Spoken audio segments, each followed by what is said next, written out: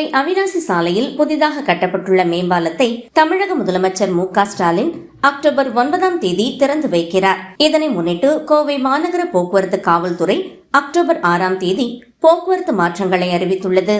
அதன்படி நீலாம்பூர் விமான நிலையம் வழியாக சேலம், ஈரோடு, திருப்பூர் ஆம்னி பேருந்துகள் மற்றும் கனரக வாகனங்கள் நீலாம்பூரிலிருந்து நகருக்குள் வருவது தடை செய்யப்பட்டுள்ளது.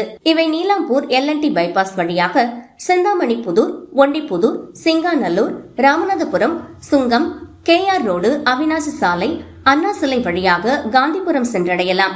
இலகுரக வாகனங்கள் தொட்டிப்பாளையம் பிரிவில் வலதுபுறம் திரும்பி காளப்பட்டி நாள் ரோடு, விளாங்குறிச்சி வழியாக நகருக்குள் வரலாம்.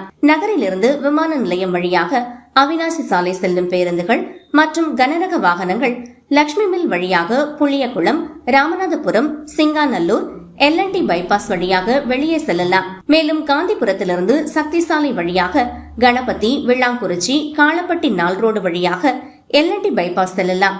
அதேபோல் இலகுரக வாகனங்கள் தண்ணீர் பந்தலில் இருந்து கொடிஷியா வழியாக காந்தி மாநகர் பயணியர் மில் வழியாக அவிநாசி சாலையை அடையலாம்.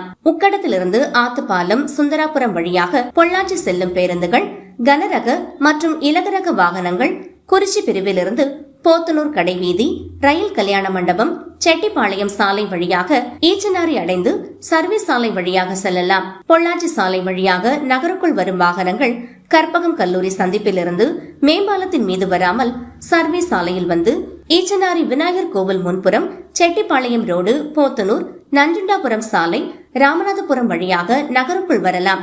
மதுக்கரை மார்க்கெட்டிலிருந்து வரும் பேருந்துகள் மற்றும் கனரக வாகனங்கள் பிள்ளையார்புரம் செக் போஸ்ட், சுகுணாபுரம் வழியாக கோவைப்புதூர் பிரிவு, குனியமுத்தூர், புட்டுவிக்கு வழியாக நகருக்குள் வரலாம். அதேபோல் இலகுரக வாகனங்கள் மாச்சம்பாளையம் பிரிவிலிருந்து இடதுபுறம் திரும்பி பாலக்காடு சாலை வழியாக தங்களது இலக்கை அடையலாம் என காவல்துறை தெரிவித்துள்ளது.